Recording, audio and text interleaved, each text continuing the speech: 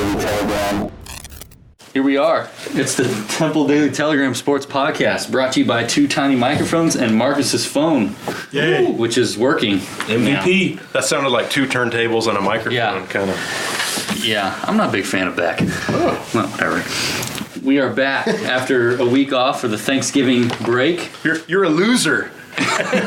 Well, I'm not, but some of the teams who played last week were.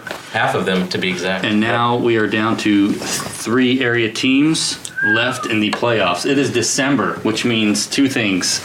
Holiday cheer, which we're searching for, and 4th round of the high school football playoffs. We have Holland left in our coverage area. We have Troy left in our coverage area. And Lampasas is left On the farthest in outskirts. the fringe. Yes. The extended coverage area. Yes. That's a 2A, a 3A, and a 4A. How about that? It's like your cell phone service, your extended coverage area. And games on a Thursday, Friday, and Saturday. You're right. Go to all of them. All sorts of good things. Fa la la la la. Yeah. Jingle. So, speaking of Thursday, Friday, and Saturday, the Thursday night game in San Antonio at the Alamo Dome, a Class 2A Division I Region 4 final, pits undefeated Holland against undefeated Refugio. That's not bad. It's not bad. Both teams 13-0. How about If we're that? being technically correct on Yes. the pronunciation Yes. instead of... We'll drift back to the way everyone else says Yes. it in a minute. On Friday night at 7:30 p.m. at Waco ISD Stadium, it is Troy at 12-1 against defending 3A Division I champion Grandview in the Region 3 final. And Saturday at 2, I believe, 2. Lampasas is taking on anybody? Liberty Hill. The rivalry. I beat you District to it. rematch. Yes. Lampasas won that one pretty handily, but that is a Division 1 Region 4. Region 4 final. Yep. The winner of that one goes on to face probably Carthage. Yeah. Most likely. Yes. Yeah. But let's go back to the 2A Division 1 Region 4 final there with the Hornets and the Bobcats. Holland shut out Mason, which was the reigning Wait, state say that champion. again? They shut him out, which is, not exactly surprising the way Holland's defense has been playing. Although, a little bit, when you're playing the defending state champion. Yeah. But that game was 26-0, and that gave Holland its 13th win, which is a program best. Although that 1958 team says if they had been allowed to keep playing, Right. they would have gotten that 13th win. Have you found someone from that 1958 team? No, but I'm pretty sure there was a spin that played for it. Probably. I think there was. Yeah, sounds right. And then Refugio beat Shiner in come from behind fashion of game-winning kick. Birthplace of Nolan Ryan. Yes, 45-43. The winner of that one gets Groveton or San Augustine in the state semifinal next week. Thoughts? Concerns? Well, Dramatic pause. I'll just talk a little bit about Refugio for a minute. Okay. Refugio, or however y'all want to pronounce it. I'll start by saying The Bobcats. that they're good. Yeah, and they Obviously, usually are. usually ranked number 1. A lot of that has to do with their history because they are 21 undefeated regular seasons. Wow. And that's the most in the state, I believe. 36 10-win seasons, the second most in the state. 41 consecutive winning seasons dating back to 1977, the second most in the state behind Converse Judson. Wow. That does not include this year, so actually it's 42, and Converse Judson has 43. And they made the playoffs every year since 1992. Their last losing record was 1977. Imagine how bad those guys feel. And they had just, Well, yeah, they probably don't talk about it. and their last state championship wasn't that long ago. Oh, sure. You want state titles now?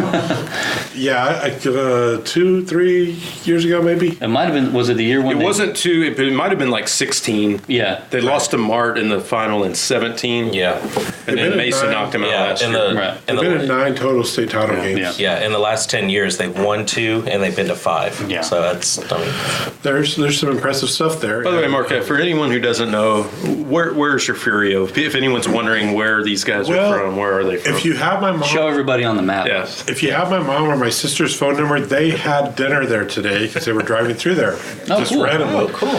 But it's in South Texas, kind of south of Victoria, between Corpus and Right. Victoria. So both of those newspapers would cover Refugio, Corpus, and probably Victoria to they a greater probably extent. do at this point of the year because nobody else down there is really playing football anymore. But And it's Refugio. So if you're possessed, really is. you may be able to find out a little bit more about Refugio by visiting those papers' websites if you're that right, interested. Read local. As a Holland fan, maybe. and they Yeah. they do a lot of things well. I mean, they pass the ball, they wear the ball, and they just keep scoring and scoring and scoring. Their coach, Jason Herring, he's a bit notorious in the state as far as a guy who will maybe keep his starters in and keep passing even when they're up 50, 60 points. That's just kind of his MO. Don't think we have to worry about that against this Holland defense, most likely. But he does have a bit of a reputation for doing things like that against the lesser teams in South Texas. Well, they needed everybody Yeah. last week. Yeah. Yeah. And he does that now because I mean they've been so good for so long that when he started taking his starters out like at halftime, they weren't getting the full reps obviously like during the regular season. So by playoff time, when they're facing good teams, they were getting beat because their guys did not have the endurance. Right. It makes sense, but It's kind of a fine line there you're trying to right. figure out. So Most coaches won't pass deep when they're already up 60 points. Right. They might go to more of a clock killing running Right, attack, and maybe exactly. but he's probably like, "Hey, we're going to play how we play, and it's up to you to stop it." But Yeah. all right, that's all I got. Can you just check your phone real quick, make sure we're still recording? Okay, good. Oh yes. Yeah. New technology tonight, Great. people. Okay. Holland's defense. Well, anyway, yeah, and I was going to say, these Yeah. these teams, these programs played each other a couple years ago in the third round of the playoffs. Back when Holland was actually kind of getting on this pretty remarkable run that they've been on. That back then, that was Holland's best season. Right. Compared to that 1958 team, I think they were on the verge of that 12th win to tie that last playoff mark or wins mark, but Refugio handed it to him pretty good. And I know you talked to a few Holland people this week, Daniel. They think about that game. They know that both teams are different, which actually gives Holland a bit of confidence just in themselves going into this one this year. Oh yeah, we've talked about it at length this season about how Holland pretty much thinks about that Wallace Brazos loss in the playoffs a lot from last year. They felt like it was a little early for their playoff exit, but behind that one and not too far behind is probably the Refugio loss. You look at it on paper. I was there for that game, and yeah, at the time, just Refugio, it was Refugio, it still is Refugio, and Holland just wasn't there yet. They were starting to kind of put the pieces together, started to have a lot of guys kind of come into their own. The senior class that we've raved about all season long for this year, they were just sophomores at the time, so you had some really good players over there, but I talked to one of their top wide receivers, Caleb Curley, and really his recollection from that is just that they were just kind of overwhelmed by the moment. They weren't at that level. The program was going in the right direction, but they just weren't quite where they wanted to be yet. And overall, before then, a Holland team had never made it to the third round, had never played that deep in the playoffs before, so they were just they weren't sure how to kind of handle the moment there. So the teams are very different. They're drastically different from where they were 2 years ago. Holland Holland gave up 70 points in that game. They gave up 70 points. Barely given you up 70 contrast all that year. to Yeah. 97 in This year. 13 games this year. Shut out their last two playoff Very opponents impressive. this year. So I mean that defense, and we've raved about it, has just been just on a different level, pretty much. You know, we've talked about pound for pound, them probably being the best team in our coverage area, and likely beyond our coverage area. And we don't say that lightly because we've had some pretty dominant teams this year when you look at a Troy or Cameron winning, all the games they did. But one thing that impressed me about Holland last week, seeing them for the first time play this season was it's just how many good football players they have. They're not like a one or two man team. I mean, they have their lead guys like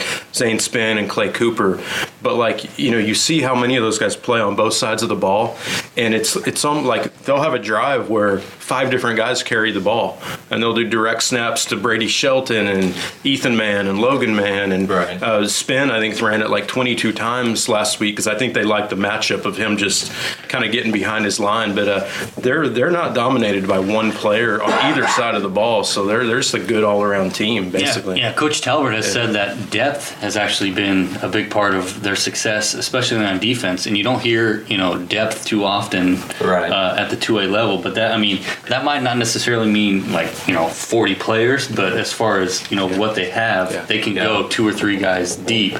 And they don't look like they have any weak links out there. You think a good team would kind of find where you're weak and attack it, and Mason wasn't able to find that against Holland last week. And you could tell Mason had some really good, tough football players, but nothing they did really worked against Holland. And Holland just is making plays. Yes. I mean, even at the end of the game where Mason is driving, they could avoid being shut out. Yeah, and that's where you see an interception at the goal line. You see how competitive those guys are. If you had just walked into the stadium right before that last sequence, you would have thought the game was on the line as far as the atmosphere. And it's 26-0. Even if Mason scores, it's like, okay, you win 26-6 or 26-7. But it's like they wanted the shutout as much as a goal line stand to win the game. Yeah. I was impressed by just the way they approached that. Yeah, that's something those guys thrive on. Yeah.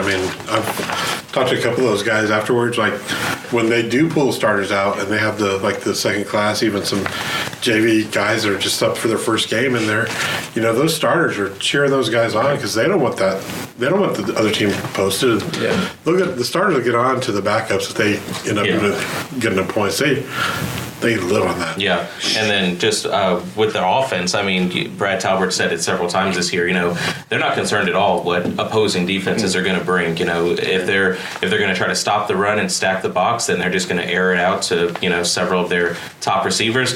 And if they're going to try to press you at the line and try to limit the passing game, they're just going to run it down your throat. And they've got the depth, like we've talked about. They've got the talent, obviously. And it's going to take a remarkable team to stop them. You need to be versatile, and you need to be able to adjust to get to this point in the playoffs. And Holland has done that throughout this season, and it's paying dividends. And Spinn is kind of like the ultimate dual threat quarterback at this level. He's comfortable if he needs to carry it 20 times, but if they need to throw it deep, he's got Caleb Curley, he's got some weapons, Brady Shelton.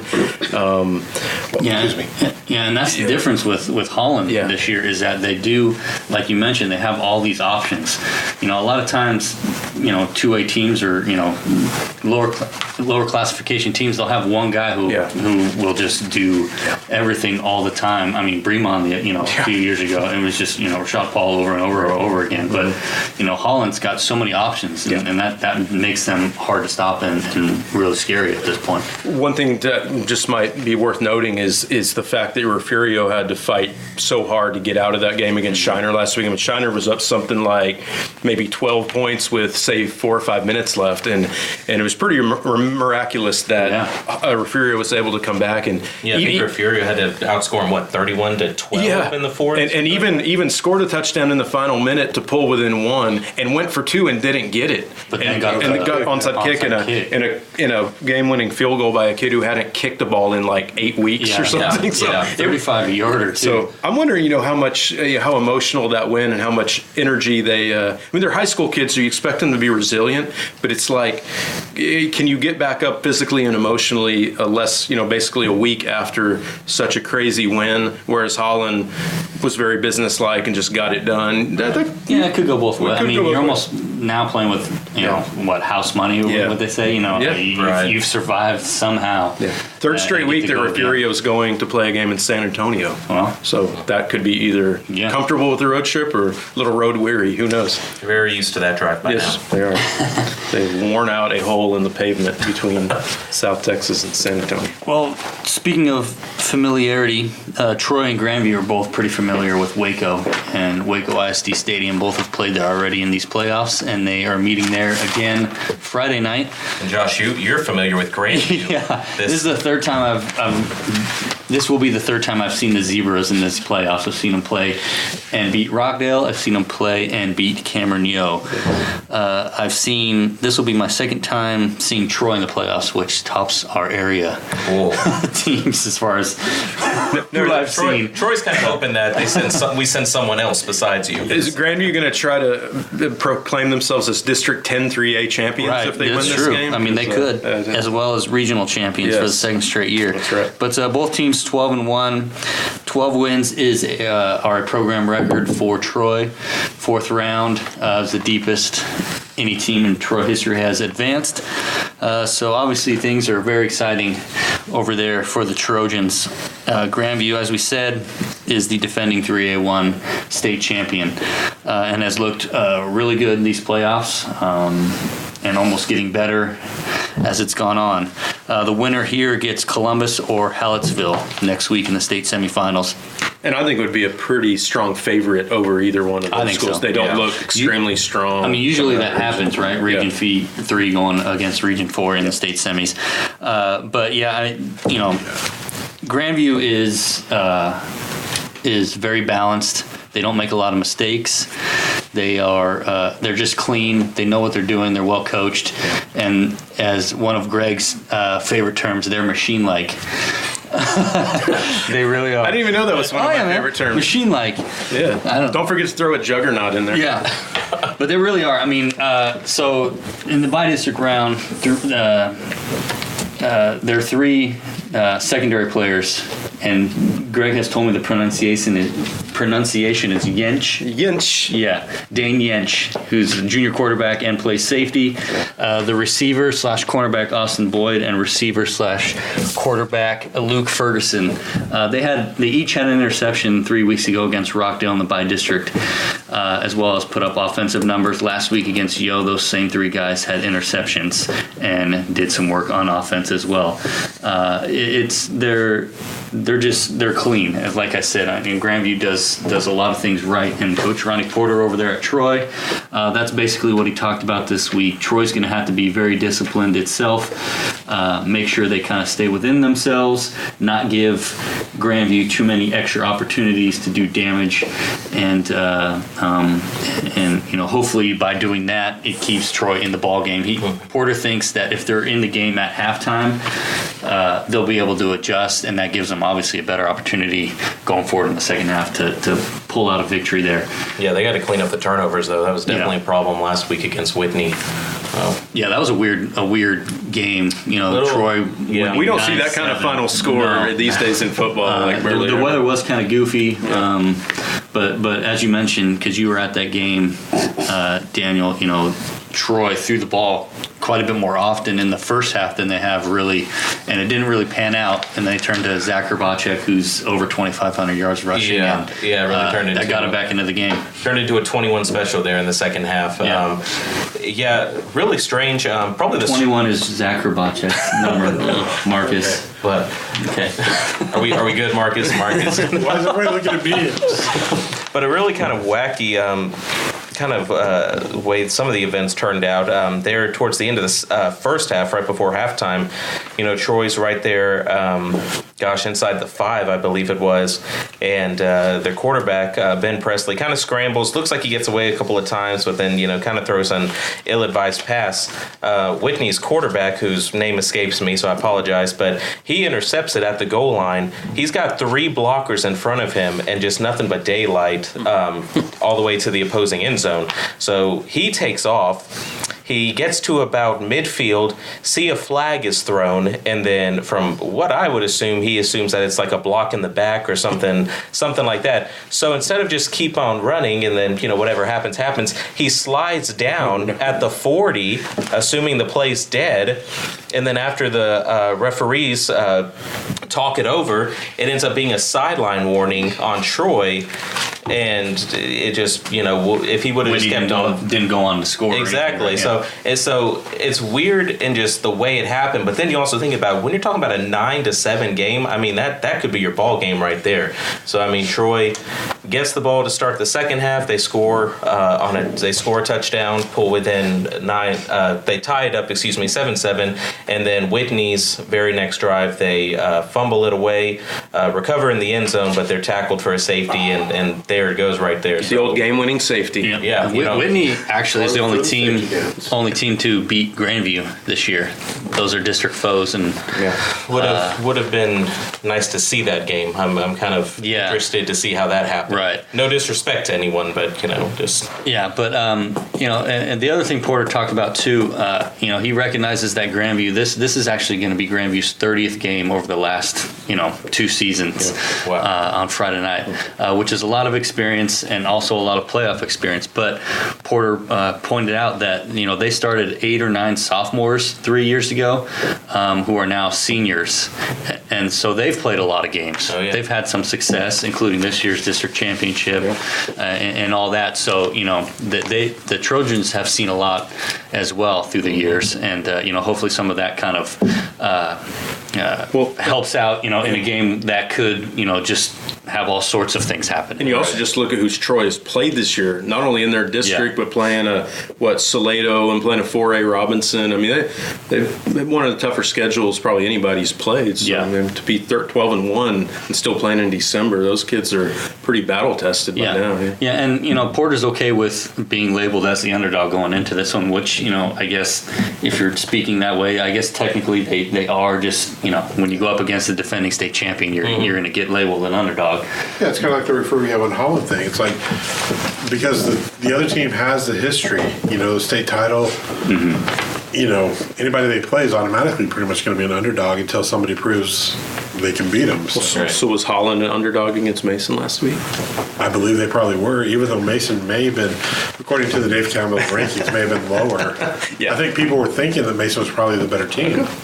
And that's the thing that's kind of interesting. We've seen Holland all season long. We've covered them, obviously. We've really kind of dug in deep into their season. So when they play these top-tier teams, I don't think we see Holland as the underdog because, just the fact of what they've done this season, what they've been building towards. But you take a fan who doesn't know much about Holland, doesn't know much about this area, and if they just go by the rankings, maybe they do see Holland kind of as the underdog. So it all depends on just how much info. Holland and Troy, they're kind of like people statewide probably aren't going to know a lot about them, but they're kind of like recent powers. So you look about the last 2-3 years, like they've really been building toward this, right? And they're not going anywhere for a while, probably. Yeah, go ahead. I was just going to say it was kind of what Grandview did. You go back more than 10 years ago, and Grandview is just a mediocre team for years and years and years. And it's like probably about 2008 or 7 they start actually building a program and get good. And now, and then they started running into like and Malakoff or Teague or something like that in the playoffs, second and third round, falling short there. And then last year they break through. And the other similarity with Troy and Holland too. We talk about Holland's kind of depth and versatility. And Troy's kind of the same way. They have 3 or 4 guys who play both ways, but they also have guys that can plug in at certain points of the game. And it's not just all Zach Herbacek on offense. Sam Jones carries the ball quite a bit. And actually the second string running back, Xavier Hernandez, he's got almost 700 yards rushing. A lot of that is in the second half, after Herbacek's gone for over 200 or whatever, but he's still a very skilled running back. And it's nice. It must be nice to have someone like that. Oh, for sure. And defensively, Troy's given up a lot more points than Holland has. However, they also do make plays. I mean, you go back to the league opener against Cameron Yo, where they turned Yo over 3 times in the first 7 minutes of the game, and go on from there. So big play capability out of Troy as well on defense. That should be a pretty big crowd at Waco ISD, because that's not much of a trip for a little bit farther for Grandview, but really that's just little jaunt down 35, and they've been there a ton of times. Yeah. And Troy, 15 minutes from Waco ISD? That's like the Region 18? 3 final hub right there. Waco ISD. Yeah, it's 15 minutes to Waco and then another 15 to get to the stadium because of all the mess in Waco right now. Yeah. And it's a good stadium for a playoff game because it's the size of the stands about equal on both sides, and it's just a good, solid it's a great venue. It's a good venue. Not flashy, but nice. Yeah, exactly. Lampasas, Liberty Hill. Greg's our resident Lampasas expert. They got a pretty good quarterback. From what I heard. They put up a ton of offense last week. I got some Ace Whitehead numbers for you, because I don't think he usually makes it into our stats, our weekly stats in the paper. I have not called out his name this week. Ace Whitehead. Ace Whitehead. Junior quarterback, Lampasas, Texas. Lefty, multi-sport guy. I think a really good baseball player and track sprinter too, so pretty good athlete. Passing yardage, 3,464 yards, 45 touchdowns, 3 interceptions. Wow. My math tells me that's a 15-to-1 ratio. It's pretty good. That's good math. Yeah. And then rushing the ball, 20 touchdowns. 65 touchdowns. 65 touchdowns in 13 games. 5 per game total. And then not exactly a one-man show, though. Jack Jerome, over 1,300 yards rushing, 12 touchdowns. And 3 receivers, Cameron Everts, Jalen Porter, Michael Murray, have 39 touchdowns between them. So they put up 66 against Needville last week, which they gave up 44. They gave up a lot of yards and points, but their offense is very explosive. And this rematch with Liberty Hill, Lampasas won pretty handily the first time around, but that was kind of a big win for Lampasas in a way, right? Because Liberty Hill had their number for a while, or something like that. Well, I mean, traditionally Lampasas has not been kind of a powerhouse team. I mean, a lot of teams have had Lampasas' number, but yeah, I mean, I can't remember. Me and Eric Trainer looked that up Tuesday. We're looking at that score just to kind of get ready. I can't remember what it was, but 52-10.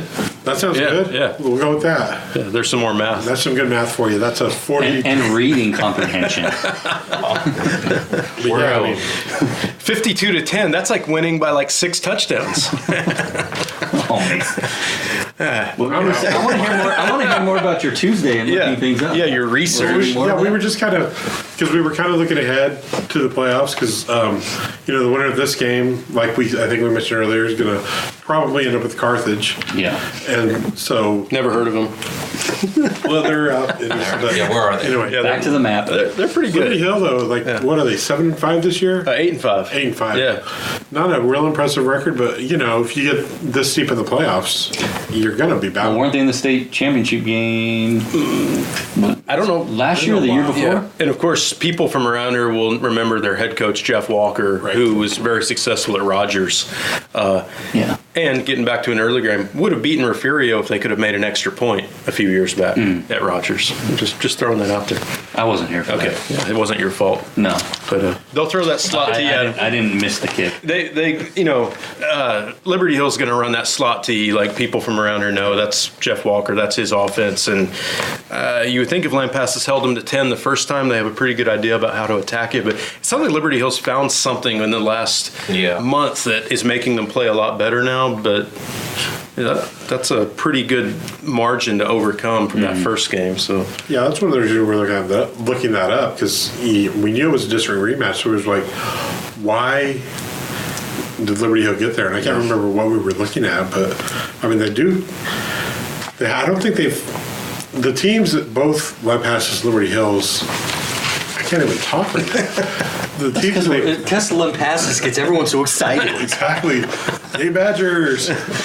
But the teams they played don't look that impressive in the playoffs. I mean, they're not I can't remember any big playoff names. So no, you you can understand this matchup happening, but can Lampasas do it again and beat them handily? I mean, obviously, like you said, they know each other. So with the slot T, though, you don't want to change up your entire offense one time. No. You know, when you have a more diverse offense like Lampasas probably does with Whitehead and those are the guys, Well, you it can sounds change things up. Liberty Hill needs to hang on to the ball a little bit more this Yeah. time around Yeah. and keep Lampasas off the field. Yeah. And Ace Whitehead, On the sideline. yes, You know what was interesting? 65 touchdowns. On the sideline. Yes, How many interceptions? three. Three. So what's the math there?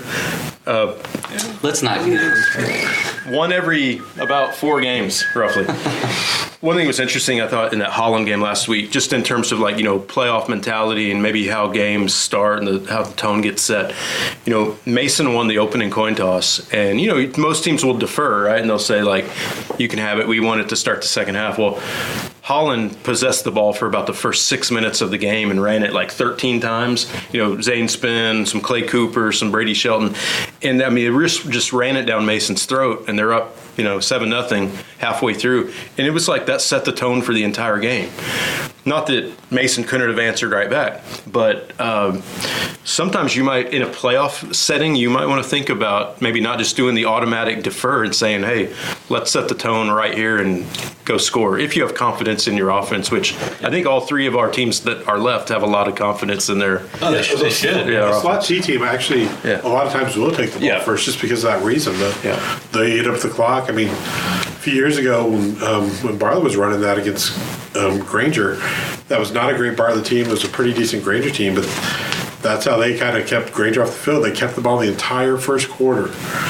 And Granger went on to win the game handily, but, Bartlett scored. But they'll always have that first quarter. Exactly. We should probably give some kudos to our teams that got knocked out last week. Just Kudos teams that got knocked out. Cameron, Granger. Wait, someone else? Was that it? Did we have 5 going into last week? Yeah. Who'd you mention? I think that was it. Granger and Cameron Rogers. Good seasons by Great all of them, seasons. Third round. Well, last year, we only had one team advance to the third round, which is kind of a weird thing for this area. And now we had 5 or so, 5, 6 in the third round this year, and now 2, 3 in the fourth round. So pretty solid. Yep. Now that I've said every number between 1 and 5. There you go. You just keep on rolling. Yes. How many minutes are we up to on this I think podcast? we're doing pretty well. I think that's why we're stalling so much, because it's so short. 31. Oh yeah, it's time to go. We got 10 more minutes. No. No, we don't. No. Should we mention the UMHB playoff game? No. There is one on Saturday at noon. Wisconsin Whitewater. Third round. Yes. Old rivalry renewed. Yep. I believe they call that an intersectional rivalry. When Is it? different parts of the country collide. Like Notre Dame USC or something like that. Well, I hope everyone's glad that we returned to do this podcast. Yes. I guess the plan is to do another one next week. Maybe we might be tying up the season as a whole, or we might be previewing a state semifinal or 2. Just wait and see. For now, goodbye. Adios. Bye.